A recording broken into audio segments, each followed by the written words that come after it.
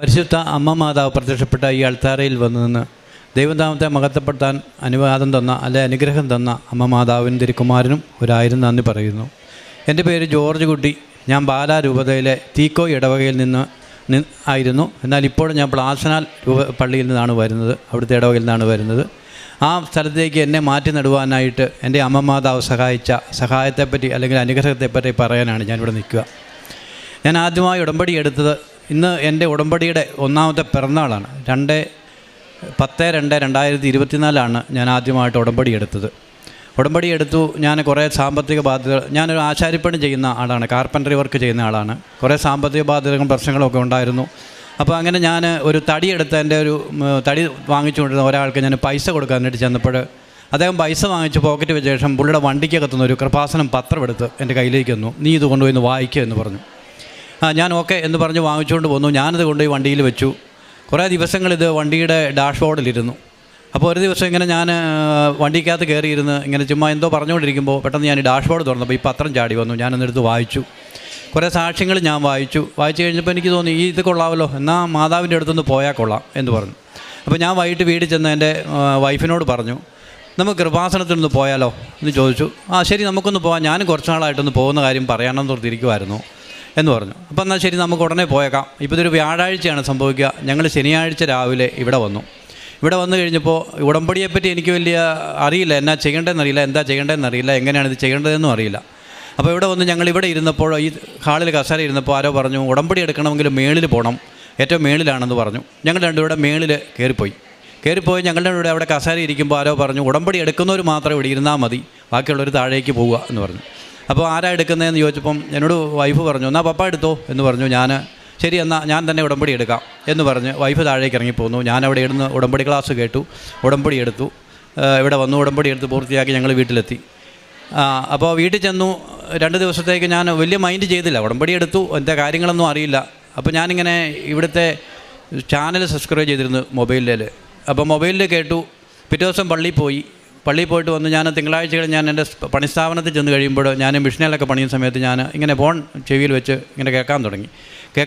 അച്ഛൻ്റെ വചനധ്യാനങ്ങൾ ഞാൻ കേൾക്കാൻ തുടങ്ങി, ഉടമ്പ് ധ്യാനങ്ങൾ കേൾക്കാൻ തുടങ്ങി. ഒരു 2-3 എണ്ണം കേട്ട് കഴിഞ്ഞപ്പോൾ എനിക്ക് തോന്നി, ഇത് പിള്ളകളിയല്ലോ എന്ന് കേൾക്കാൻ തുടങ്ങി. ഞാനങ്ങനെ ഇത് ഗഗനമായിട്ട് തന്നെ ഇതിനെപ്പറ്റി ആലോചിക്കാനും ചിന്തിക്കാനും തുടങ്ങി. ഞാനങ്ങനെ കൃത്യമായിട്ട് പള്ളിയിൽ എല്ലാ ദിവസവും തന്നെ പള്ളിയിൽ പോകാൻ തുടങ്ങി, കൃത്യമായിട്ട് കുമ്പസാരിക്കാൻ തുടങ്ങി, കൃത്യമായ ഇടവേളകളിൽ 15 ദിവസങ്ങൾ കുമ്പസാരിക്കാൻ തുടങ്ങി. അങ്ങനെ മുന്നോട്ട് പോയിക്കൊണ്ടിരിക്കുന്ന സമയത്ത് സാമ്പത്തിക ബാധ്യത ഉണ്ടായിരുന്നു എന്ന് ഞാൻ പറഞ്ഞല്ലോ. അപ്പോൾ എൻ്റെ ഒരു സുഹൃത്ത് വന്നിട്ട് ചോദിക്കുന്നു, നിനക്ക് ബാങ്കിൽ ഒരു ഓടി ലോൺ എടുത്താൽ എന്താ കുഴപ്പം എന്ന് ചോദിച്ചു. അപ്പോൾ ഞാൻ പറഞ്ഞു, ഇല്ല, അവിടെ ചെന്ന് കഴിഞ്ഞാൽ നമുക്കതിനുള്ള കപ്പാസിറ്റി ഇല്ല, അവർ തരത്തില്ല എന്ന് പറഞ്ഞു. അപ്പോൾ ഇല്ല, നീ ഒന്ന് പോയി നോക്ക് എന്ന് പറഞ്ഞു. ഞാൻ അങ്ങനെ അവിടെയുള്ള ഫെഡറൽ ബാങ്കിൻ്റെ ഒരു ബ്രാഞ്ചിൽ ചെന്നു. അപ്പം പുള്ളിയായിട്ട് ഞാൻ സംസാരിച്ചപ്പം അതിന് മുമ്പ് പുള്ളി എന്നോട് ലോണ് തരാൻ പറ്റില്ല, നിങ്ങൾക്ക് അതിനുള്ള കപ്പാസിറ്റി ഇല്ല എന്ന് പറഞ്ഞു വിട്ട ആളാണ്. സ്ഥലത്തിൻ്റെയൊക്കെ ഈട് വേണം, ലോണ് തരാമെന്ന് പറഞ്ഞു. അപ്പോൾ ഞാൻ അങ്ങനെ പുള്ളിയായിട്ട് ഇച്ചിരി വഴക്കുണ്ടാക്കി പോകുന്ന പോലെ ഞാൻ പോകുന്നതാണ്. പിന്നെ ഞാൻ വീണ്ടും ആ പുള്ളിയുടെ അടുത്ത് തന്നെ, സാറേ ഇങ്ങനെ ഒരു കാര്യമുണ്ട്, എൻ്റെ സ്ഥാപനത്തിൻ്റെ പേരിൽ എനിക്കൊരു ഓടി ലോൺ തരാൻ പറ്റുമോ എന്ന് ചോദിച്ചു. അപ്പോൾ പുള്ളി പറഞ്ഞു, ഓക്കെ, നമുക്ക് ആലോചിക്കാം, നിങ്ങളൊരു അതിൻ്റെ ഡീറ്റെയിൽസ് കൊണ്ടുവരാൻ പറഞ്ഞു. രണ്ടാമത് ഞാനിവിടെ വന്നതിന് ശേഷം ചെല്ലുമ്പോൾ അപ്പോൾ ഞാൻ അതിൻ്റെ ഡീറ്റെയിൽസുകൾ പേപ്പറുകളെല്ലാം ഉണ്ടാക്കി വീട്ടിൽ വെച്ച് ഞങ്ങൾ അതിൻ്റെ പുറത്ത് പിന്നെ കൃപാസനത്തിൻ്റെ നമ്മുടെ ഉടമ്പടി തൈലം കൊണ്ട് കുരിശ് വരച്ച് വിശ്വാസ പ്രമാണം ചൊല്ലി ഞാൻ ഈ അപേക്ഷാ ഫോമുകൾ കൊണ്ട് ഈ ബാങ്കിൽ കൊടുത്തു. പുള്ളി പറഞ്ഞു, ഓക്കെ, ഞാനത് ഹെഡ് ഓഫീസിലേക്ക് അയക്കാം, ഞാൻ റെക്കമെൻഡ് ചെയ്യാൻ കുഴപ്പമില്ല എന്ന് പറഞ്ഞു. പുള്ളി വന്ന് അപ്പം തന്നെ വന്ന് എൻ്റെ കൂടെ വന്ന് എൻ്റെ ബൈക്കിൽ എൻ്റെ പുറകിൽ കയറി വന്ന്, മാനേജറിൻ്റെ ബൈക്കിൻ്റെ പുറകിൽ കയറി വന്ന് അവിടെ വന്ന് എൻ്റെ സ്ഥാപനം കണ്ടു. പുള്ളി എൻ്റെ ഫോട്ടോ എടുത്ത് പോയി. അത് കഴിഞ്ഞ് ഒരു 10-15 ദിവസത്തേക്ക് ഒരനക്കവും ഇല്ല, ഒരു കാര്യങ്ങളൊന്നും മുന്നോട്ട് പോകുന്നില്ല. അങ്ങനെ ഒരു മാസം പോയി, 2 മാസം പോയി. രണ്ടാമത്തെ പ്രാവശ്യം ഞാനൊന്ന് പുതുക്കിയത് മെയ് മാസത്തിലാണ്. മെയ് മാസത്തിൽ 9-ാം തീയതി ഞാനിവിടെ ഒന്ന് പുതുക്കി.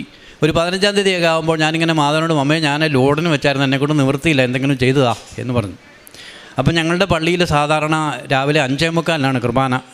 ഞാൻ രാവിലെ 4 മണിക്ക് എഴുന്നേക്കും, എൻ്റെ വൈഫ് 3 മണിക്ക് എഴുന്നേക്കും. ഞങ്ങൾ പ്രാർത്ഥനകൾ ചൊല്ലി, ജപമാല ചൊല്ലി, ബൈബിൾ വായിച്ചതിന് ശേഷം 5 മണിക്ക് പ്രത്യക്ഷീകരണ പ്രാർത്ഥന ചൊല്ലിയ ശേഷം ഞങ്ങൾ 5:45 പള്ളിയിൽ പോകും. 5:45 കുർബാന കൊടുത്തതിന് വേണ്ടി ഞങ്ങൾ പള്ളിയിൽ പോകും. അപ്പം ചൊവ്വാഴ്ചയും വ്യാഴാഴ്ചയും ഞങ്ങളുടെ പള്ളിയിൽ 6:15 കുർബാന. അപ്പോൾ അന്ന് ഒരു വ്യാഴാഴ്ചയായിരുന്നു. ഞാൻ രാവിലെ 5:15 പ്രാർത്ഥനകളെല്ലാം കഴിഞ്ഞപ്പം എനിക്ക് ഉറക്കം വന്നോട്ട് തോന്നി. ഞാൻ കട്ടിൽ കയറി ഒരു 5 മിനിറ്റ് കിടന്നു. 6:15 പള്ളിയിൽ പോയാൽ മതിയല്ലോ. അപ്പോൾ അങ്ങനെ ഞാൻ കിടന്ന സമയത്ത് പെട്ടെന്ന് എനിക്കൊരു സ്വപ്നം കാണുകയാണ്. ഒരു 8-10 വയസ്സുള്ള ഒരു കുട്ടി തോളിലൊരു ബാഗുണ്ട്, ഒരു ചുമലയും നീലയും കളറിലുള്ള ബാഗുണ്ട്, വെള്ള ഡ്രസ്സ് ധരിച്ചിരിക്കുന്നു, തലയിൽ മുണ്ടിട്ട് ഒരു വെള്ള ഡ്രസ്സ് ധരിച്ച ഒരമ്മ, ഒരു 35-40 വയസ്സ് കാണുമെന്ന് എനിക്ക് തോന്നുന്നു, ഞാൻ കണ്ട ഒരു രംഗമാണ്. അപ്പോൾ ഈ കുട്ടി പെട്ടെന്ന് മുന്നിലിങ്ങനെ ഓടിപ്പോകാൻ തുടങ്ങുമ്പോൾ, മുന്നിൽ ഓടിപ്പോകാൻ തുടങ്ങുമ്പോൾ അമ്മയുടെ കയ്യിലൊരു കുടയുണ്ട്. അപ്പം അമ്മ ഇങ്ങനെ പുറകിൽ നിന്ന് ഇവനെ തോളിൽ പിടിച്ചിട്ട് പറയണം, എടാ 27-ാം തീയതിയെ പോകാൻ പറ്റത്തുള്ളൂ, നിന്നോട് ഞാൻ പറഞ്ഞില്ലേ എന്ന് സ്നേഹത്തോടെ പറഞ്ഞ് ഈ മോനെ പിടിച്ചു നിർത്തുന്ന ഒരു സ്വപ്നം ഞാൻ കാണുകയാണ്. അപ്പോൾ ഞാൻ ഉദ്ദേശിച്ചു 27-ാം തീയതി എന്തായിരിക്കും? 27-ാം തീയതി അറിയത്തില്ല. അപ്പം മെയ് 28-ാം തീയതി എൻ്റെ പിറന്നാൾ ദിവസമാണ്. അപ്പോൾ ഞാനിങ്ങനെ അമ്മയോട് പറഞ്ഞു, അമ്മയെ പിറന്നാൾ ദിവസം എങ്കിലും ലോണൊന്ന് സാക്ഷനാക്കി തരണേ എന്ന് ഞാനിങ്ങനെ അമ്മയോട് പ്രാർത്ഥിച്ചു. പക്ഷേ ഒന്നും തീരുമാനമൊന്നും ആകുന്നില്ല. ഞാനിങ്ങനെ ഒരു സൈറ്റിൽ, ഞങ്ങൾ സുഹൃത്തുക്കൾ ഞാനൊരു വർക്കെടുത്ത് സൈറ്റിൽ പോയി പണി ചെയ്തുകൊണ്ടിരിക്കുമ്പോൾ പെട്ടെന്ന് എനിക്ക് തോന്നി മാനേരെ ഒന്ന് വിളിക്കാം. മാനേരെ ഒന്ന് വിളിച്ചു കഴിഞ്ഞാൽ കാര്യങ്ങൾ അറിയാമല്ലോ. അപ്പോൾ ഞാൻ എൻ്റെ കൂട്ടുകാരനോട് പുള്ളിയുടെ പേഴ്സണൽ നമ്പർ വാങ്ങിച്ച് ഞാൻ മാനേരെ വിളിച്ചു. സാറേ, ഞാൻ ലോണിന് വെച്ചിരുന്നു, അതുകൊണ്ട് അതിൻ്റെ എന്തെങ്കിലും തീരുമാനമായോ എന്ന് ചോദിച്ചപ്പോൾ പറഞ്ഞു, ഞാനത് ഓഫീസിലേക്ക് അയച്ചിട്ടുണ്ട്, പക്ഷേ അതിൻ്റെ തീരുമാനങ്ങളൊന്നും വന്നിട്ടില്ല എന്ന് പറഞ്ഞു. എന്നാണ് 2 ദിവസം കൂടെ നോക്കാമെന്ന് പറഞ്ഞു. എന്തായാലും അന്ന് വൈകിട്ട് തന്നെ ഹെഡ് ഓഫീസിൽ തന്നെ വിളിക്കുന്നു, നിങ്ങളുടെ ലോണിന് അപേക്ഷ വെച്ചിരുന്നല്ലോ, അതിൻ്റെ വെരിഫിക്കേഷൻ വിളിക്കുകയാണ്, ഇന്ന കാര്യങ്ങളൊക്കെ ചോദിച്ചു, ഡീറ്റെയിൽസ് എല്ലാം ചോദിച്ചു. ഞാൻ ഓക്കെ പറഞ്ഞു. അന്ന് വൈകിട്ട് മാനേജറിനെ വിളിച്ചു, നിങ്ങളുടെ ലോൺ ഏതാണ്ട് റെഡി ആയിട്ടുണ്ട്, അത് OTP നിങ്ങളുടെ ഫോണിലേക്ക് വരും, എനിക്ക് അയച്ചു തരണമെന്ന് പറഞ്ഞു. ഞാൻ അതെല്ലാം ചെയ്തു കൊടുത്തു. ഒരു 2-3 ദിവസം കഴിഞ്ഞപ്പോൾ മാനേജറിനെ ബാങ്കിൽ നിന്ന് വിളിക്കുകയാണ്, നിങ്ങളുടെ ലോൺ റെഡി ആയിട്ടുണ്ട്, വന്ന എഗ്രിമെൻറ്റ് സൈൻ ചെയ്യാമെന്ന് പറഞ്ഞു. 4 മണി സമയത്ത് വന്നാൽ മതി എന്ന് പറഞ്ഞു. ഞാൻ ചെന്നു. അന്നേരം എനിക്ക് ഡേറ്റിനെ പറ്റി വലിയ ബോധമൊന്നുമില്ല. അങ്ങനെ ഞാൻ ചെന്നു, ഒപ്പുകളെല്ലാം ഇട്ടു, എൻ്റെ സൈൻ എല്ലാം ചെയ്ത് കഴിഞ്ഞ് ലാസ്റ്റ് പുള്ളി പേപ്പർ എടുത്ത് എൻ്റെ കയ്യിലേക്ക് നിങ്ങളൊന്ന് ഓടിച്ച് നോക്കുക എന്ന് പറഞ്ഞ് എൻ്റെ കയ്യിലേക്ക് തന്നു. അപ്പോൾ ഞാനിത് ഇങ്ങനെ ഓടിച്ച് നോക്കുന്ന സമയത്ത് ഈ പേപ്പറിൻ്റെ ഏറ്റവും ടോപ്പിൽ സാങ്ഷൻസ് ഡേറ്റ് 27/5 എന്ന് എഴുതി വെച്ചേക്കാണ്, 2024 എന്ന് എഴുതിക്കണം. അപ്പോഴാണ് എനിക്ക് തോന്നുന്നത്, 27-ാം തീയതി ഇങ്ങനെ ഒരു സംഭവം മാതാവ് പറഞ്ഞായിരുന്നല്ലോ എന്ന് ഞാൻ ഓർത്തു. ഞാൻ പെട്ടെന്ന് അവിടെ ഇരുന്ന് തന്നെ മാതാവിനും ഈശോയ്ക്ക് സ്തുതി പറഞ്ഞു. വിശ്വാസപ്രമാണം അവിടെ ഇരുന്ന് തന്നെ മനസ്സിൽ ചൊല്ലി. എന്നിട്ട് ഞാൻ മാലാവരുടെ അടുത്ത് നിന്ന് ഞാൻ അവിടെ നിന്ന് ഇറങ്ങിപ്പോന്നു. അത് കഴിഞ്ഞ ശേഷം പക്ഷേ 27-ാം തീയതി ഞാനിതിങ്ങനെ വിചാരിച്ചെങ്കിലും അതിനേക്കാളും വലിയ അത്ഭുതമാണ് 27-ാം തീയതി മാലാവ് എനിക്ക് കാത്തു വെച്ചിരുന്നുള്ളത്. എനിക്ക് അന്നേരം അറിയില്ലായിരുന്നു. അങ്ങനെ പോയി രണ്ടാമത് ഇവിടെ പുതുക്കാൻ വന്നു. അപ്പോൾ രണ്ടാമത് പുതുക്കാൻ വന്നപ്പം വൈഫ് എന്നോട് പറഞ്ഞു, ഞാനും ഉടമ്പടി എടുക്കുന്നുണ്ട്. ഞാൻ പറഞ്ഞു, അങ്ങനെ തരുമോയെന്ന് അറിയില്ല, അവിടെ 2 പേർക്ക് ഉടമ്പടി എടുക്കാൻ പറ്റുന്നില്ല. ഇല്ല, എന്നാലും എനിക്ക് ഉടമ്പടി എടുക്കുന്ന ആഗ്രഹമുണ്ട്, ഞാനും വരുവാണെന്ന് പറഞ്ഞു. വൈഫ് എൻ്റെ കൂടെ വന്ന് ഉടമ്പടി എടുത്തു. അങ്ങനെ ഞങ്ങൾ ഉടമ്പടി എടുത്തു തിരിച്ചു പോയി. അതിന് പിറ്റേ ദിവസം തന്നെ ഞങ്ങൾക്കൊരു ആക്സിഡൻറ്റ് സംഭവിച്ചു. ഒരു ആക്സിഡൻറ്റ് സംഭവിച്ചു എന്ന് പറഞ്ഞാൽ വണ്ടി തട്ടി. ഞാനും വൈഫും 2 കുട്ടികളും ഉണ്ടായിരുന്നു, ഞങ്ങളുടെ 2 മക്കൾ. എനിക്ക് 4 മക്കളാണ്, 2 പേര് ഇരട്ടകളാണ്. അവർ 2 പേരും വണ്ടിയിലുണ്ടായിരുന്നു. അപ്പം മൂത്ത മകളുടെ കല്യാണം കഴിച്ച് വീട്ടിൽ പോയിട്ട് ഞങ്ങൾ തിരിച്ചു വരികയാണ്. അപ്പം വണ്ടി ബൈപ്പാസ് റോഡ് ഇടിച്ച് ഞങ്ങൾക്ക് ആർക്കും ഒരു പോറൽ പോലും പറ്റിയില്ല. ഒരു പോറലെന്ന് പറഞ്ഞാൽ ഒരു തുള്ളി ചോര പൊടിയാനുള്ള ഒരു പോറൽ പോലും പറ്റിയില്ല. വണ്ടി പക്ഷേ ടോട്ടൽ ലോസ് അവസ്ഥയിലേക്കായിപ്പോയി. അങ്ങനെ ഞങ്ങൾ രാത്രിയാണ് സംഭവിച്ചത്. അപ്പോൾ ഞങ്ങൾ വൈകിട്ടത്തെ പ്രാർത്ഥന ചൊല്ലാതെ വണ്ടിയിലിരുന്ന് ഞങ്ങൾ കൊന്ത ചൊല്ലിയെങ്കിലും നമ്മുടെ ഇവിടുത്തെ ഉടമ്പടി പ്രാർത്ഥന ചൊല്ലിയിരുന്നില്ല. ഞങ്ങൾ രാത്രി തന്നെ വണ്ടിയെല്ലാം കൊണ്ട് ഷോറൂമിലാക്കിയിട്ട് ഞങ്ങൾ തിരിച്ച് വീട്ടിൽ വന്ന് രാത്രി തന്നെ ഞങ്ങൾ മുട്ട നിന്ന് പ്രത്യക്ഷീകരണ പ്രാർത്ഥനയും ചൊല്ലി ദൈവത്തെ സ്തുതിച്ചിട്ട് ഞങ്ങൾ കിടന്നുറങ്ങി. ആ വണ്ടി ഇൻഷുറൻസ് കമ്പനിക്കാരൻ ഏറ്റെടുത്തു. അങ്ങനെ അതിൻ്റെ എമൗണ്ട് എല്ലാം പിന്നീട് ഞങ്ങൾക്ക് ലഭിച്ചു. അപ്പോൾ അങ്ങനെ മുന്നോട്ട് പോയിട്ടിരിക്കുന്ന സമയത്ത് ഞങ്ങൾ 2ാമത്തെ പ്രാവശ്യം ഇവിടെ വന്നപ്പോൾ ഞങ്ങൾ 2 പേരും കുറേ കാലങ്ങളായി, ഒരു 10-12 വർഷമായിട്ട് ഞങ്ങൾ വാടകയ്ക്കാണ് താമസിച്ചുകൊണ്ടിരുന്നത്. ഞങ്ങൾക്കൊരു ചെറിയ വീടുണ്ട്, പക്ഷേ അത് ഇച്ചിരി ഉൾപ്രദേശത്തായതുകൊണ്ട് പിള്ളേർക്ക് സ്കൂളിൽ പോകാനും ഓഫീസുകളിൽ പോകാനും വരാനും ഒക്കെ അസൗകര്യമായതുകൊണ്ട് ഞങ്ങൾ ആ വീട് നേരൊരാൾക്ക് വാടകയ്ക്ക് കൊടുത്തിട്ട് ഞങ്ങൾ വാടകയ്ക്കാണ് വേറൊരു വീടെടുത്താണ് റോഡ് വഴി സൗകര്യമുണ്ട് താമസിച്ചുകൊണ്ടിരുന്നത്. അപ്പോൾ അമ്മ നല്ലൊരു വീട് ഞങ്ങൾക്ക് തരണേ സ്വന്തമായിട്ടെന്ന് ഞങ്ങൾ 2 പേരും പുതിയ ഉടമ്പടി എടുത്ത ആളും വെച്ചു, ഞാൻ പുതുക്കിയപ്പോൾ ഞാനും വെച്ചു. അതിനുശേഷം ഇങ്ങനെ പോയി ഈ ഒരു ആക്സിഡൻറ്റ് സംഭവിച്ചു. ഒരു 4-5 ദിവസം കഴിഞ്ഞപ്പോൾ ഞങ്ങളോട് ഒരു ബ്രോക്കർ വന്നിട്ട് പറയുകയാണ്, നിങ്ങൾക്ക് ഒരു വാടക വീട് നല്ലതൊരെണ്ണം ഒരു പാർട്ടിയുടെ കിടപ്പുണ്ട്, അവർ വീട് പണിത് വിൽക്കുന്ന ആളുകളാണ്. അപ്പോൾ അവരുടെ വീടുകൾ വാടക പണിത വീടുകൾ കുറേ കിടപ്പുണ്ട്. അപ്പോൾ അത് വേണമെങ്കിൽ 1-2 വർഷത്തേക്ക് നമുക്ക് വാടകയ്ക്ക് എടുക്കാം, നമുക്ക് പുള്ളിയായിട്ടൊന്ന് പോയി കണ്ട് സംസാരിക്കാമെന്ന് പറഞ്ഞ് ഞങ്ങൾ ആ പുള്ളിയുടെ വീട്ടിൽ പോയി. ഭരണങ്ങാനം സ്ഥലത്ത് പുള്ളിയുടെ വീട്ടിൽ ഞാൻ നിങ്ങൾ സംസാരിച്ചു. അപ്പോൾ പുള്ളി പറഞ്ഞു, എനിക്ക് തന്നെ ഇല്ലാത്തൊരു അഭിപ്രായം പറയാൻ പറ്റില്ല, അപ്പോൾ നാളെ തന്നെയാണ് ഞാൻ നിങ്ങളെ വിളിച്ചതിൻ്റെ ഡീറ്റെയിൽസ് പറയാമെന്ന് പറഞ്ഞ് ഞങ്ങൾ തിരിച്ചു പോന്ന് ഞങ്ങളിപ്പോൾ താമസിക്കുന്ന പനക്കപ്പാലം എന്ന സ്ഥലത്ത് വന്നപ്പം ബ്രോക്കർ ഞങ്ങളോട് പറയാണ്, ഇവിടെ ഒരു വീട് കൊടുക്കാൻ കിടപ്പുണ്ട്, നിങ്ങൾക്ക് പറ്റുമെങ്കിൽ നോക്ക് അല്ലെങ്കിൽ വാങ്ങിക്ക് എന്ന് പറയുന്നു. അപ്പോൾ ഞാൻ പറഞ്ഞു, എൻ്റെ ഒരു 10 പൈസയില്ല വീട് വയ്ക്കാം, പിന്നെ എങ്ങനെ തന്നെ ഇത് കാണാൻ പോകുന്നത്, വേറെ പണിയൊന്നുമില്ല എന്നും പറഞ്ഞ് ഞാൻ തിരിച്ച് പോകാൻ തുടങ്ങിയപ്പം ഒരു മോൾ എൻ്റെ കൂടെ ഉണ്ടായിരുന്നു, വൈഫും ഉണ്ടായിരുന്നു. അപ്പോൾ അവർ പറഞ്ഞു, ഏതായാലും പുള്ളി ഇത്ര നിർബന്ധമായിട്ട് പറഞ്ഞതല്ലേ, ബ്രോക്കർ പറഞ്ഞല്ലേ, അപ്പം ജസ്റ്റ് ഒന്ന് കണ്ടിട്ട് പോകാം എന്ന് പറഞ്ഞ് ഞങ്ങളങ്ങനെ ആ വീട് കയറി ഞങ്ങൾ ചെന്ന് കണ്ടു. അവിടെ ചെന്നപ്പോൾ അവിടെ ആരും താമസമൊന്നുമില്ല, ഗേറ്റ് അല്പം തുറന്ന് കിടപ്പുണ്ടായിരുന്നു. ഞങ്ങളിവിടെ കയറി വീട് ചുറ്റും ഒന്ന് കറങ്ങി നടന്നിട്ട് ഞങ്ങൾ പോയി. പോയി ഈ ബ്രോക്കർ പറഞ്ഞു ഞങ്ങൾക്ക് അവിടെ നമ്പർ പോലും അറിയത്തില്ല പുള്ളി പറഞ്ഞു ഞാൻ തപ്പിയെടുത്ത് വിളിക്കാമെന്ന് പറഞ്ഞ് ഞങ്ങൾ പോയ വഴിക്ക് വിളിച്ചപ്പം അവർ റിട്ടയർഡ് ടീച്ചറായിരുന്നു. ആ ടീച്ചർ ഞങ്ങളോട് പറഞ്ഞു ഞാനങ്ങനെ വീട് കൊടുക്കാൻ വലിയ പ്ലാനൊന്നുമില്ല. അപ്പം ബ്രോക്കർ പറഞ്ഞു ഇല്ല കുഴപ്പമില്ല, നല്ല ആളാണ്, കുഴപ്പമൊന്നുമില്ല, ടീച്ചറെ നോക്കാൻ പറഞ്ഞു. അപ്പോൾ ശരി എന്നാൽ നിങ്ങൾ വന്ന് കാണുമെന്ന് പറഞ്ഞ് ഞങ്ങൾ ചെന്ന് കണ്ടപ്പോഴേ ടീച്ചറിനോട് ഞാൻ പറഞ്ഞു ടീച്ചറെ എൻ്റെ 10 പൈസ ഇല്ല തരാൻ, എനിക്ക് ലോൺ എടുത്തെങ്കിലേ അല്ലെങ്കിൽ അതുപോലെ എന്തെങ്കിലും സംവിധാനം ഉണ്ടെങ്കിലേ എനിക്ക് തരാൻ പറ്റത്തുള്ളൂ, 1 രൂപ പോലും എൻ്റെ കയ്യിൽ അഡ്വാൻസ് ആയിട്ട് പോലും തരാൻ പൈസയില്ല എന്ന് പറഞ്ഞു. അപ്പോൾ ടീച്ചർ പറഞ്ഞു അത് നമുക്ക് ആലോചിക്കാം, നിങ്ങൾക്ക് നിങ്ങൾ ഇഷ്ടപ്പെട്ടെങ്കിൽ എന്ന് പറഞ്ഞ് ഞങ്ങൾ വിരിച്ചു പോയി. അപ്പോൾ ഞാൻ പറഞ്ഞു ടീച്ചർ എന്നിട്ട് പിറ്റേ ദിവസം വീണ്ടും ഞങ്ങളെ വിളിക്കുകയാണ്. ഞാൻ വൈകിട്ടിരുന്ന് പ്രാർത്ഥിച്ചപ്പം മാതാവ് പറഞ്ഞു നിങ്ങൾ കുഴപ്പമില്ലാത്ത ആളുകളാണെന്ന് പറഞ്ഞു, അതുകൊണ്ട് നമുക്ക് സംസാരിക്കാം, കാര്യങ്ങൾ ഡീറ്റെയിൽ ആയിട്ട് സംസാരിക്കാം എന്ന് പറഞ്ഞു. ഞങ്ങൾ വീണ്ടും പിറ്റേ ദിവസം ചെന്നു. പിറ്റേ ദിവസം ഞങ്ങൾ ചെന്നപ്പോൾ തന്നെ ഞങ്ങൾ ആ വീടിൻ്റെ അടിനിലയെന്ന് പറഞ്ഞാൽ ഒരു തോടിൻ്റെ കരയിൽ പില്ലർ കയറിയിട്ട് മൊത്തം 3 നിലയുള്ളൊരു വീടാണ്. റോഡിന് നിരപ്പിൻ്റെ 2 നില. അപ്പോൾ അടിവശം പില്ലറയിലാണ് ഈ വീട് നിൽക്കുന്നത്. അപ്പോൾ ഈ വീടിൻ്റെ അടിയിലെ നിലയിൽ ഞങ്ങൾ കൊണ്ട് ഈ ഉപ്പ് വിശ്വാസപ്രമാണം ചൊല്ലി ഉപ്പ് ഇട്ടിട്ട് വന്നിട്ടാണ് ഞങ്ങൾ ടീച്ചറുമായിട്ട് സംസാരിക്കുന്നത്. ടീച്ചറുമായിട്ട് സംസാരിച്ചു, വിലഭാഗമൊക്കെ പറഞ്ഞ് ഞങ്ങൾ സമ്മതിച്ചിട്ട് പറഞ്ഞു, ഞാൻ പറഞ്ഞു ടീച്ചറെ എനിക്കിത് വാങ്ങാൻ പറ്റുമെന്ന് എനിക്ക് ഉറപ്പില്ല, അപ്പോൾ അതുകൊണ്ട് ചെറിയൊരു ടോക്കൺ അഡ്വാൻസ് വല്ലതും തരാം, ടീച്ചറിന് ഒരു ഉറപ്പ് ഞങ്ങൾക്ക് ഒരു ഉറപ്പിന് വേണ്ടി എന്ന് പറഞ്ഞു. ഓക്കെ, നിങ്ങളെ ഒരു ടോക്കൺ അഡ്വാൻസ് കൊടുത്തു. ടീച്ചർ പറഞ്ഞു നിങ്ങൾക്ക് എന്തെങ്കിലും ബുദ്ധിമുട്ടിൽ ഇതിന് പണം ഉണ്ടാകില്ലെങ്കിൽ ഞാൻ ഈ ടോക്കൺ അഡ്വാൻസ് തിരിച്ചു തന്നോളാം, ഇതൊരു ഉറപ്പിന് വേണ്ടി മാത്രമാണ് എന്ന് പറഞ്ഞ് ഞങ്ങൾ പോന്നു. എന്നിട്ട് ടീച്ചർ വീണ്ടും ഞങ്ങളെ വിളിച്ചു, നിങ്ങളൊന്ന് ആലോചിച്ചിട്ട് കാര്യങ്ങൾ പറ എന്ന് പറഞ്ഞു കഴിഞ്ഞപ്പോൾ ഞാൻ പറഞ്ഞു ടീച്ചറെ ഞാൻ ബുധനാഴ്ച വൈകിട്ട് തീരുമാനം പറയാം എന്ന് ടീച്ചറിനോട് ഞാൻ പറഞ്ഞു. അപ്പം ബുധനാഴ്ച വൈകിട്ടെന്ന് പറയുമ്പോൾ തിങ്കളാഴ്ചയാണ് ഇന്ന് പറയുക. ഞാൻ പറഞ്ഞു ബുധനാഴ്ച വൈകിട്ട് ഞാൻ പറയാം എന്ന് പറഞ്ഞു. ബുധനാഴ്ച ഞങ്ങളിവിടെ വന്നു. ഇവിടെ വന്ന് രാവിലെ തന്നെ ഞാൻ പറഞ്ഞു നമുക്ക് കൃപാസനത്തിൽ നിന്ന് പോയി മാതാവിനോട് അഭിപ്രായം ചോദിച്ചിട്ട് നമുക്ക് തീരുമാനം പറയാം, മാതാവ് പറയട്ടെ വാങ്ങണോ വേണ്ടയോ എന്ന് പറയാം എന്ന് പറഞ്ഞ് ഞങ്ങൾ അവിടുന്ന് ഇവിടെ വന്ന് രാവിലെ വന്ന് അന്ന് എന്തായാലും നമ്മുടെ ബഹുമാനപ്പെട്ട ജോസഫ് അച്ഛൻ്റെ കുർബാനയായിരുന്നു രാവിലെ.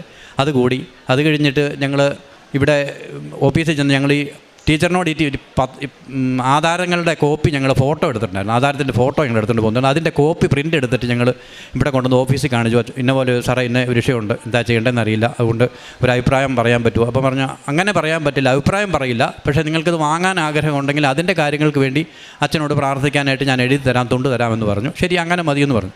ഞാനിവിടെ വന്നു അൾത്താരയിൽ വന്നു. അച്ഛൻ എൻ്റെ വീക്കോട്ട് വാങ്ങിച്ചു. അൾത്താരയിൽ മാതാവിൻ്റെയും ഈശോയുടെയും കാൽക്കൽ വെച്ച് പ്രാർത്ഥിച്ചു. എന്നിട്ട് എന്നോട് ചോദിച്ചത് വാങ്ങാനാണോ എന്ന് ചോദിച്ചു. അച്ഛൻ ഞാൻ പറഞ്ഞു അച്ഛൻ എനിക്ക് വാങ്ങാൻ ആഗ്രഹമുണ്ട് എന്ന് പറഞ്ഞു. ശരി ഓക്കെ എന്ന് പറഞ്ഞ് അച്ഛൻ പറഞ്ഞു വിട്ടു. അന്ന് വൈകിട്ട് ഞാൻ ടീച്ചറിനോട് പറഞ്ഞു ടീച്ചറെ ഞാൻ സ്ഥലം എനിക്ക് വേണം, അതിൻ്റെ പൈസയുടെ കാര്യങ്ങൾ എങ്ങനെയാകും എന്താകുമെന്ന് എനിക്കറിയില്ല, എന്തായാലും എനിക്ക് സ്ഥലം വേണം എന്ന് ഞാൻ പറഞ്ഞു. അപ്പോൾ അങ്ങനെ ഇരിക്കുന്ന സമയത്ത് എൻ്റെ വൈഫിൻ്റെ ചേച്ചി ഒരാൾ വിളിച്ചിട്ട് പറയാണ് എനിക്കൊരു ചിട്ടി കിട്ടിയിട്ടുണ്ട്, 2 ലക്ഷം രൂപ ഉണ്ട്, നിങ്ങളൊരു ചെറിയ പലിശ ബാങ്കിലിടുന്ന എൻ്റെ ഒരു പലിശ തന്നാൽ മതി, ആ പൈസ നിങ്ങൾക്ക് ആവശ്യമുണ്ടെങ്കിൽ ഞാൻ തരാം എന്ന് പറഞ്ഞു. അപ്പോൾ തന്നെ ടീച്ചറിനോട് ഞാൻ പറഞ്ഞു ടീച്ചറെ വൈകിട്ട് ടീച്ചറിനോട് തന്നെ അന്നേരം തന്നെ ഞാൻ ടീച്ചറിനെ വിളിച്ച് പറഞ്ഞു ടീച്ചറെ എനിക്ക് സ്ഥലം വേണം, ഞാനൊരു 25-ാം തീയതി ആകുമ്പോൾ ടീച്ചറിന് ഞാനൊരു 5 ലക്ഷം രൂപ അഡ്വാൻസ് തരാം, ബാക്കിക്ക് എനിക്ക് കുറേ അവധി വേണമെന്ന് പറഞ്ഞു. ടീച്ചർ പറഞ്ഞു ഓക്കെ കുഴപ്പമില്ല, നമുക്ക് 6 മാസമോ 8 മാസമോ 10 മാസമോ നിങ്ങൾക്ക് പൈസ ഉണ്ടാകുന്നതനുസരിച്ച് തരാം എന്ന് പറഞ്ഞു. അപ്പം എൻ്റെ രണ്ടാമത്തെ മകന് ബാംഗ്ലൂർ ജോലിയുണ്ട്, പക്ഷേ അവന് ശമ്പളം കുറവാണ്, ഈ ഫുൾ എമൗണ്ട് ലോൺ വയ്ക്കാനുള്ള ശമ്പളം അവനില്ല. മൂത്ത മകൾ ദുബായിലായിരുന്നു, അവൾ ജോലി റിസൈൻ ചെയ്ത് പോരുകയും ചെയ്തു. അപ്പോൾ അതുകൊണ്ട് അതും നിവൃത്തിയില്ല. അങ്ങനെ ഇരിക്കുന്ന സമയത്ത് ഏതായാലും ടീച്ചറിന് 5 ലക്ഷം രൂപ അഡ്വാൻസ് കൊടുത്ത് എഗ്രിമെൻ്റ് എഴുതി. എഗ്രിമെൻ്റ് എഴുതുന്ന അന്ന് രാവിലെ ഞാൻ ഇവിടെ വന്ന് കുർബാന കൂടി തിരിച്ചു പോയിട്ടാണ് ഞാൻ എഗ്രിമെൻ്റ് എഴുതുന്നത്. അങ്ങനെ മുന്നോട്ട് പോയിക്കൊണ്ടിരുന്നു. അപ്പോൾ മുന്നോട്ട് പോയി എഗ്രിമെൻ്റ് എഴുതി കഴിഞ്ഞപ്പം അവിടെ ചെന്നപ്പോൾ ആധാരം ഇടുന്ന ആൾ പറഞ്ഞു ഒത്തിരി നീണ്ട അവധി വെച്ച് കഴിഞ്ഞാൽ അത് പിന്നെ നിങ്ങൾക്കും എല്ലാവർക്കും ബുദ്ധിമുട്ടാകും, അതുകൊണ്ട് ഒരു 6 മാസം വയ്ക്കാം എന്ന് പറഞ്ഞു. ടീച്ചർ വേണ്ട 9 മാസം വയ്ക്കൂ, ഇല്ലയോ നമുക്ക് അവധി വയ്ക്കാം എന്ന് പറഞ്ഞു. ശരി ഓക്കെ. ടീച്ചർ എന്നിട്ട് ഞങ്ങളോട് പറയുന്നു 9 മാസം ഇരുന്നോട്ടെ, നമുക്കിനി അഥവാ എന്തെങ്കിലും കാരണവശാൽ പൈസ ഉണ്ടായില്ലെങ്കിൽ നമുക്ക് ഒന്നുകൂടെ നീട്ടി വെക്കാം, കുഴപ്പമില്ല എന്ന് പറഞ്ഞ് ഞങ്ങൾ അങ്ങനെ എഗ്രിമെൻറ്റ് വെച്ചു. ഞങ്ങൾ തിരിച്ചു പോന്നു. അപ്പം ഞാനിങ്ങനെ വന്നപ്പോൾ എൻ്റെ മൂത്ത മകൾ അവിടെ നിന്ന് റിസൈൻ ചെയ്ത് വന്നിട്ട് ഒരു ചെറിയ കമ്പനി ജോലിക്ക് കയറിയിട്ടുണ്ടായിരുന്നു. അപ്പോൾ അങ്ങനെ കയറിയെങ്കിലും 2 മാസം ആയുള്ളൂ. ഒരു കാരണവശാലും നമ്മുടെ കേരളത്തിലെ ഒരു ബാങ്കാരനും 2 മാസത്തിൻ്റെ എഗ്രിമെൻറ്റ് കൊണ്ട് വെച്ച് നമുക്ക് ലോണ് തരില്ല. അങ്ങനെ 6 മാസത്തെ ഒരു കിട്ടും എന്നൊരു പ്രതീക്ഷയിൽ ഞാൻ അപ്പം ടീച്ചറിനോട് ഉറപ്പ് പറയണമല്ലോ എന്നത്തേക്കാവും എന്താകുമെന്ന്. അങ്ങനെ വേണ്ടിയിട്ട് ഞാൻ ബാങ്കിൽ ചെന്നു. ഒരു ബാങ്കിൽ ചെന്നു, പുള്ളിനെ പേപ്പറെല്ലാം കാണിച്ച് പുള്ളി പറഞ്ഞു ചേട്ടാ ഇത് 1 വർഷം കഴിയാതെ ഇത് നമുക്ക് സാങ്ഷനാക്കാൻ പറ്റില്ല, ഞാനിപ്പോൾ മുകളിലോട്ട് അയച്ചാലും അത് റിജക്റ്റ് ചെയ്യാതെ ചെയ്യുകയുള്ളൂ, അതുകൊണ്ട് ലോൺ വയ്ക്കണ്ട എന്ന് പറഞ്ഞു, നിങ്ങളുടെ പൈസ അതിൻ്റെ പോവുള്ളൂ എന്ന് പറഞ്ഞു. ഞാൻ വീണ്ടും വേറൊരു ബാങ്കിൽ പോയി. അങ്ങനെ ആ ബാങ്കുകാരനും ഇത് നിഷേധിച്ചു. അങ്ങനെ ഇരിക്കുന്ന സമയം, അങ്ങനെ വിഷമിച്ചിരിക്കുന്ന സമയത്ത് ഞാൻ സാധാരണ എല്ലാ മാസങ്ങളും അല്ലെങ്കിൽ മാസത്തിൽ 2 പ്രാവശ്യമെങ്കിലും ഇവിടെ വന്ന് പ്രാർത്ഥിക്കുകയും പത്രം വാങ്ങി എല്ലാവർക്കും കൊടുക്കുകയും വിതരണം ചെയ്യാറുണ്ടായിരുന്നു. അപ്പോൾ ഞാനങ്ങനെ ഒരു കൂട്ടുകാരൻ്റെ വീട്ടിൽ പത്രം കൊടുക്കാൻ വേണ്ടി ഞാൻ ഇറങ്ങിച്ചെന്നു, പത്രം കൊണ്ട് കൊടുത്തു. അപ്പോൾ പുള്ളിനോട് ചോദിച്ചു, ജോർജ് കുട്ടി നിങ്ങളുടെ സ്ഥലത്തിൻ്റെ കേസ് എന്തായി? ഞാൻ പറഞ്ഞു എൻ്റെ ഡെന്നീസ് എന്നാണ് ആ ചേട്ടൻ്റെ പേര്. ഡെന്നീസ് ചേട്ടാ അത് നടക്കും തോന്നുന്നില്ല, ബാങ്കുകാരൊന്നും ലോണ് തരത്തില്ല എന്നാണ് പറഞ്ഞതെന്ന് പറഞ്ഞു. അത് കുഴപ്പമില്ല, നമുക്ക് എൻ്റെ ഒരു സുഹൃത്ത് SBIയിലൊരു മാനേജറുണ്ട്, നമുക്ക് പുള്ളി ഒന്ന് വിളിച്ച് സംസാരിക്കാം എന്ന് പറഞ്ഞു. പുള്ളി അപ്പം തന്നെ അവിടെ ഇരുന്ന് വിളിച്ചു കഴിഞ്ഞപ്പോൾ പുള്ളി ചോദിച്ചു, കുഴപ്പമില്ല, ആ ജോലി ഉണ്ടായിരുന്നു ഇതിനു മുമ്പ് ഉണ്ടായിരുന്നോ? അപ്പം ഈ ഡെന്നീസ് ചേട്ടൻ ഫോൺ എൻ്റെ കയ്യിലേക്ക് തന്നിട്ട് പറഞ്ഞു, നിങ്ങളൊരു കാര്യം ചെയ്യുക, നേരിട്ട് സംസാരിക്കാൻ പറഞ്ഞു. അപ്പോൾ മാനേജർ എന്നോട് ചോദിച്ചു, ചേട്ടാ അതിനു മുമ്പ് എവിടെയാണ്? ഞാൻ പറഞ്ഞു ദുബായ് ജോലിയായിരുന്നു. റിസൈൻ ചെയ്ത് പോകണ്ട എത്ര? ഞാൻ പറഞ്ഞു 4-5 മാസമായി. എക്സ്പീരിയൻസ് സർട്ടിഫിക്കറ്റ് അവിടുത്തെ ഉണ്ടോ എന്ന് ചോദിച്ചു. ഞാൻ പറഞ്ഞു ഉണ്ട്. നമുക്കെന്നാൽ അത് വെച്ച് ലോൺ റെഡിയാക്കാമല്ലോ എന്ന് പറഞ്ഞു. അപ്പോൾ ഇങ്ങനെയൊരു സാധ്യതയോ സംഭവമോ എനിക്കറിയില്ല, കാരണം ഞാൻ ഈ പത്രം കൊടുക്കാൻ പോയത് കൊണ്ടാണ് അങ്ങനെ ഒരു സംഭവവും സാധ്യതയും എനിക്ക് മനസ്സിലാവുന്നതും.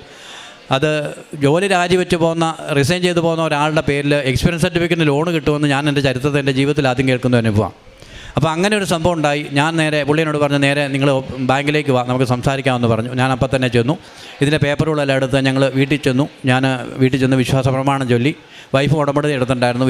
വൈഫ് എൻ്റെ നെറ്റിയിൽ കുരിശ് വരച്ച് തന്നു. ഞങ്ങളിപ്പോൾ അപേക്ഷയുടെ പുറത്ത് കുരിശ് വരച്ചു. ഞാൻ നേരെ ബാങ്കിൽ ചെന്നു. ബാങ്കിൽ ചെന്നെല്ലാം മേടിച്ച് കണ്ടിട്ടതിന് ശേഷം മാനേജർ പറഞ്ഞു, നമുക്കിത് മുകളിലേക്ക് ഫോർവേഡ് ചെയ്യാൻ കുഴപ്പമില്ല, നമുക്ക് റെഡിയാക്കാമെന്ന് പറഞ്ഞു. ഞാനെന്നെ തിരിച്ച് വീട്ടിൽ 1/2 കിലോമീറ്റർ ദൂരമേ ഉള്ളൂ ബാങ്കും എൻ്റെ വീടുമായിട്ട്. 1/2 കിലോമീറ്റർ മുമ്പ് ഞാൻ വീട്ടിൽ വരുന്നതിന് മുമ്പ് തന്നെ എൻ്റെ ഹെഡ് ഓഫീസിൽ നിന്ന് വിളിക്കുകയാണ്, നിങ്ങളുടെ ലോണിൻ്റെ പേപ്പറുകൾ തരൂ, നമുക്ക് മുന്നോട്ട് പോകാം, ഫോർവേഡ് ചെയ്യാം എന്ന് പറഞ്ഞു. അങ്ങനെ ആ ലോണിന് എല്ലാം സാങ്ഷനായി വന്നതിൻ്റെ ഇടയ്ക്ക് കുറച്ച് പ്രശ്നങ്ങളൊക്കെ വന്നു. പേപ്പർ ഭാഗങ്ങളൊക്കെ ഇച്ചിരി ഡിലേ വന്നു. എങ്കിൽ പോലും കറക്റ്റ് അത് ലോണ് സാങ്ഷനായി ഒരു 30-ാം തീയതി, നവംബർ 30-ാം തീയതി, സെപ്റ്റംബർ 30-ാം തീയതി എനിക്ക് ലോണ് തരാമെന്നവർ പറഞ്ഞു. തരാമെന്ന് ലോണ് പറഞ്ഞു. പക്ഷേ അവസാന നിമിഷം വന്നപ്പം അതിന് നേരത്തെ എവിടെയോ ഒരു ലോൺ എടുത്തതിൻ്റെ പേപ്പറുകൾ, ക്ലിയറൻസ് സർട്ടിഫിക്കറ്റ്, NOC കിട്ടാനുണ്ടായിരുന്നു. അപ്പോൾ അതിന് താമസം വന്നു. വീണ്ടും ഒരു 15 ദിവസം 20 ദിവസം കൂടെ മുന്നോട്ട് പോയി. അങ്ങനെ നവംബർ 30-ാം തീയതി ആ ലോൺ എനിക്ക് സാങ്ഷനായി തന്നു. അതിന് മുമ്പ് ശരിക്കും ഞാൻ 40 ലക്ഷം രൂപയ്ക്കാണ് ആ ലോണിന് വേണ്ടി അപേക്ഷ കൊടുത്തിരുന്നത്. അപ്പോൾ ആ 40 ലക്ഷം രൂപ അപേക്ഷ കൊടുത്തപ്പം എനിക്ക് സ്ഥലം എഴുതി മാറുന്നതിന് 56 ലക്ഷം രൂപ 58 ലക്ഷം രൂപയോടെ വേണ്ടി വരുമായിരുന്നു. അപ്പം ബാക്കി പൈസയൊക്കെ ഇങ്ങനെ പല സുഹൃത്തുക്കളും നമ്മളെ സഹായിക്കാമെന്നൊക്കെ പറഞ്ഞ് ഏറ്റു. അപ്പോഴൊരു 4 ലക്ഷം രൂപയുടെ ഷോർട്ടേജ് ഉണ്ട്. ഈ 4 ലക്ഷം രൂപ ഞാൻ അവരോടെങ്കിലും പലിശയ്ക്ക് വാങ്ങിക്കുകയോ അല്ലെങ്കിൽ അതിനുള്ളൊരു പോംവഴി കണ്ടെത്തുകയോ ചെയ്യണം.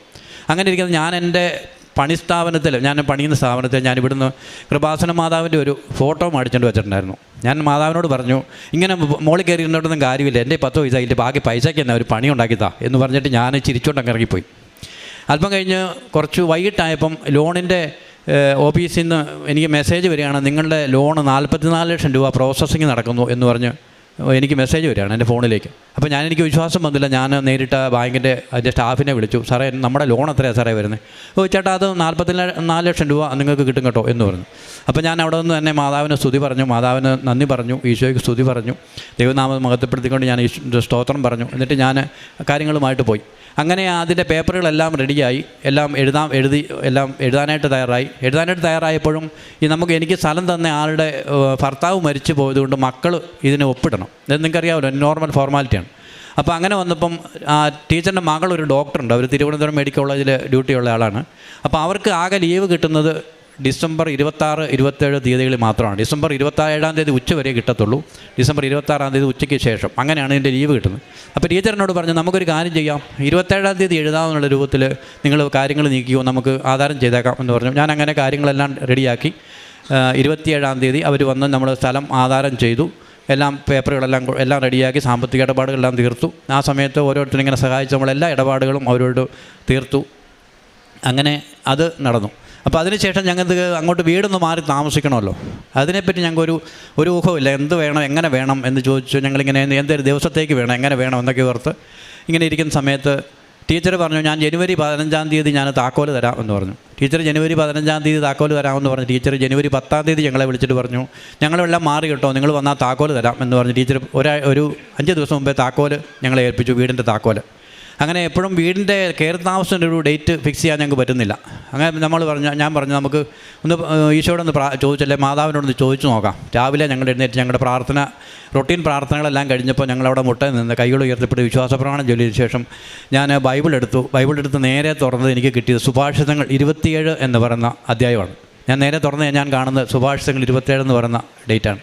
അപ്പോൾ ഞാൻ അധ്യായമാണ്. അപ്പോൾ ഞാൻ തീരുമാനിച്ചു, ഞാൻ അന്നേരം തന്നെ വൈഫിനോട് പറഞ്ഞു, ഇത് കണ്ടോ മാതാവ് പറഞ്ഞു തന്ന 27-ാം തീയതി കയറി താമസിക്കണമെന്നാണ്. അങ്ങനെ ഞങ്ങൾ 27-ാം തീയതി ജനുവരി 27-ാം തീയതിയിൽ ആ വീട്ടിൽ വന്ന് കയറി താമസിച്ചു. ആ വീടെന്ന് പറഞ്ഞാൽ വന്ന് കണ്ടവരൊക്കെ പറയുന്നത് നിങ്ങൾക്ക് ഇത് ലോട്ടറി അടിച്ചു എന്നാണ് പറയുന്നത്. ഞാൻ പറഞ്ഞു ലോട്ടറി അടിച്ചതല്ല, ഇത് എനിക്കൊരാൾ വാങ്ങിച്ചു തന്നതാണെന്ന് പറഞ്ഞു. അപ്പോൾ അതാരാ ഈ വീട് വാങ്ങിച്ചു തന്ന ആരാ, ഇത്ര വലിയ ആളാരാ? അപ്പോൾ ഞാൻ പറഞ്ഞു ഞാൻ പ്രാർത്ഥിക്കാൻ പോകുന്ന, ഞാൻ കാണാൻ പോകുന്ന ഒരു മാതാവുണ്ട്, എൻ്റെ കൂട്ടത്തിൽ വരുന്നൊരു മാതാവുണ്ട്, ആ മാതാവ് എനിക്ക് വാങ്ങിച്ചു തന്നാന്ന് ഞാൻ പറഞ്ഞു. അപ്പോൾ അതാരാ? ഞാൻ പറഞ്ഞു കൃപാസനം ആലപ്പുഴ കൃപാസനം എന്ന് പറഞ്ഞൊരു പള്ളിയുണ്ട്, അവിടെ ഒരു മാതാവുണ്ട്, വിളിച്ചാൽ നമ്മുടെ സത്യസന്ധമായി കാര്യം പറഞ്ഞാൽ നമ്മുടെയൊക്കെ കൃത്യമായിട്ട് നമ്മുടെ കാര്യങ്ങൾ നടത്തി തരുന്ന മാതാവുണ്ട്, ഞാൻ ആ മാതാവിൻ്റെ അടുത്ത് പോകുന്നുണ്ടെന്ന് പറയും. അങ്ങനെ ഞാൻ ഈ പത്രം കൊടുക്കുമ്പോഴും ഒരാളോടെങ്കിലും ഒരു ദിവസം മാതാവിനെ പറ്റി ഞാൻ പറയാറുണ്ട്. പറഞ്ഞു കഴിഞ്ഞാൽ എങ്ങനെ പറഞ്ഞാൽ അവർ പിടിച്ചു നിർത്തി പറയുകയാണ് ഞാൻ സാധാരണ ചെയ്യുന്നത്. ഇതിങ്ങനെ ഉണ്ട് കാര്യങ്ങൾ, നിങ്ങളൊന്ന് പോകണം, നിങ്ങൾക്ക് പോകാൻ പറ്റുമെങ്കിൽ, അല്ലെങ്കിൽ പോകാൻ പറ്റില്ലെങ്കിൽ എന്നോട് പറഞ്ഞാൽ മതി, ഞാൻ നിങ്ങളെ കൊണ്ടുപോകാം. അങ്ങനെ ഓരോ പ്രാവശ്യം ഞാൻ നിങ്ങളെ വരുമ്പോൾ 2-3 പേരെ ഞാനിവിടെ കൊണ്ടുവരാറുണ്ട്. അതിൽ ഉടമ്പടി പുതുക്കാതെ ഉഴപ്പിപ്പോയവരുണ്ട്, പുതിയ ഉടമ്പടി എടുത്തവരുണ്ട്. അങ്ങനെ പലരെയും ഞാനിവിടെ കൊണ്ടുവന്ന് ഇവിടെ വന്ന് ഉടമ്പടി എടുക്കുകയും പ്രാർത്ഥിച്ച് പോവുകയും ചെയ്യാറുണ്ട്. ഒരു 15 ദിവസം കൂടുമ്പോഴെങ്കിലും ഞാനിവിടെ ഉറപ്പായിട്ടും വരും. ഇപ്രാവശ്യം മാത്രം ഒരു മാസത്തെ ഡിലേ വന്നു. അന്നെങ്കിൽ പോലും ഞാൻ കയറി താമസിക്കുന്നതിന് 2 ദിവസം മുമ്പ് ഇവിടെ വന്ന് മാതാവിൻ്റെ അടുത്ത് വന്ന് ഇവിടെ വന്ന് കുർബാന കൂടി പ്രാർത്ഥിച്ചാണ് ഞാൻ തിരിച്ചു പോയാണ് അവിടെ വീട്ടിൽ കയറി താമസിച്ചത്.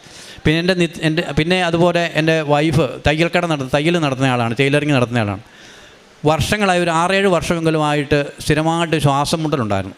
ദിവസം ഒരു 3 ഇൻഹേലർ എങ്കിലും എടുത്തുകൊണ്ടിരുന്നതാണ്.